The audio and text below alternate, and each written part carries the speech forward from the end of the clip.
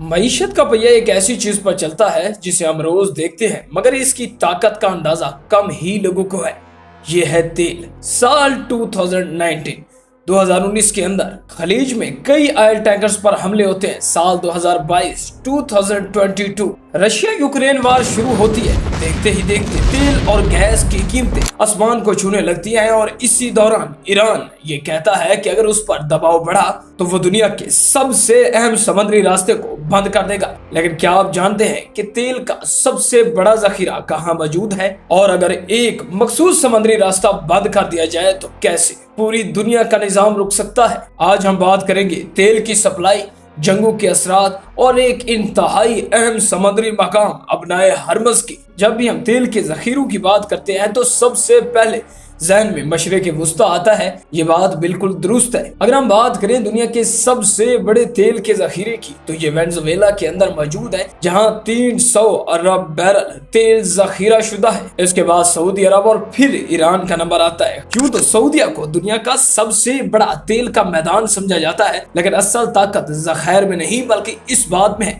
کہ یہ تیل دنیا تک پہنچتا کیسے ہے، تیل کی سپلائی کیسے ہوتی ہے۔ بہت سارے لوگ اس بات سے ناواقف ہیں کہ تیل سیدھا زمین سے نکلتے ہی کیا گاڑیوں کے اندر ڈل جاتا ہے یا یہ ایک پیچیدہ سسٹم سے گزارا جاتا ہے۔ سب سے پہلے اگر تیل کی بات کریں تو زمین سے نکالنے کے بعد اسے ریفائنری سسٹم سے گزارا جاتا ہے اور ریفائنری سسٹم میں اس کی صفائی کے بعد اس کو پیٹرول، ڈیزل اور دیگر مصنوعات میں بدلا جاتا ہے۔ پھر یہاں سب سے اہم پوائنٹ آتا ہے کہ اس تیل کو دنیا میں کس طرح بھیجنا ہے۔ تیل کو پوری دنیا میں سپلائی کرنے کے 3 بڑے طریقے ہیں۔ ان طریقوں میں سب سے پہلا جو بڑا طریقہ مانا جاتا ہے وہ ہوتا ہے پائپ لائنز، اور دوسرا ریلوے ٹریکس یعنی ٹرینوں کے ذریعے تیل کی سپلائی۔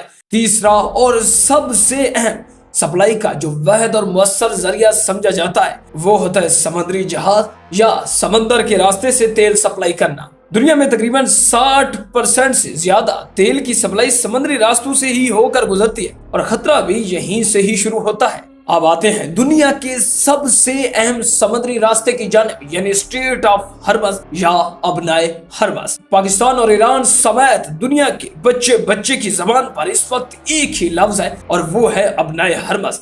آخر ابنائے ہرمز کا تیل کے میدان میں کتنا بڑا مقام ہے اور اس ایک جگہ کو بند کرنے سے پوری دنیا کا نظام کچھ پل میں کس طرح سے ٹھپ ہوتا ہے، اس پہ ہم تفصیل سے بات کرنے والے ہیں۔ اسٹریٹ آف ہرمز کی بات کریں تو یہ ایک تنگ سمندری گزرگاہ ہے جو پرشین گلف کو کھلے سمندر سے ملاتی ہے اور دنیا میں تیل کی سپلائی کا تقریباً 20% حصہ اسٹریٹ آف ہرمز یعنی ابنائے ہرمز سے ہی گزرتا ہے۔ یعنی ہر 5 آئل ٹینکرز یا سمندری جہازوں میں سے ایک یہاں سے گزرتا ہے۔ اگر یہ راستہ بند کر دیا جائے تو عالمی معیشت کو شدید جھٹکا لگتا ہے۔ اور اگر ہم بات کریں کہ ابنائے ہرمز پر کس طرح جنگیں اثر انداز ہوتی ہیں، یا اگر ہم بات کریں کہ جب بھی مشرق وسطیٰ کے درمیان کشیدگی بڑھتی ہے خاص طور پر ایران اور دیگر ممالک کے درمیان، تو سب سے پہلا اثر تیل پر ہی کیوں پڑتا ہے؟ کسی بھی وار یا کسی بھی جنگ کے بعد تیل کے راستوں کو بند کرنا تو بات کی بات ہے، لیکن جب بھی 2 ممالک کے درمیان کوئی نہ کوئی جنگ لگتی ہے یا جنگ چھڑتی ہے تو اس میں مختلف ممالک کے سمندری جہازوں پر حملے کیے جاتے ہیں،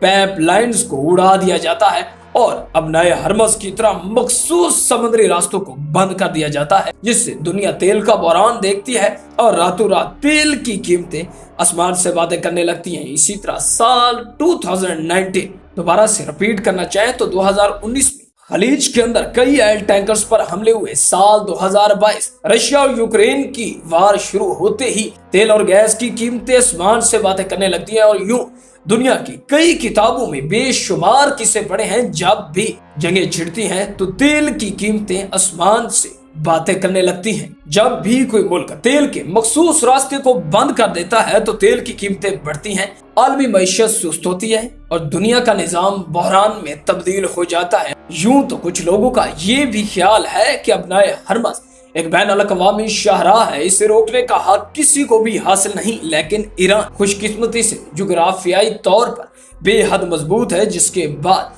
ایران اس سرزمین پر अपना होल्ड हमेशा बरकरार रखता है। और अगर बात करें दुनिया में तेल के निजाम या अगर स्ट्रेट ऑफ हॉर्मज़ को मुकम्मल तौर पर बंद कर दिया जाए तो इससे सबसे पहले तेल की कीमतें बढ़ने का जिक्र तो हम पहले भी कर चुके हैं, लेकिन अगर तेल पर चलने वाले दुनिया के निजाम की बात की जाए तो बहुत सारे लोग समझते हैं कि तेल ना मिलने से सिर्फ और सिर्फ ट्रांसपोर्ट बंद हो जाएगी, मगर वो लोग यहाँ पे सरासर गलत है।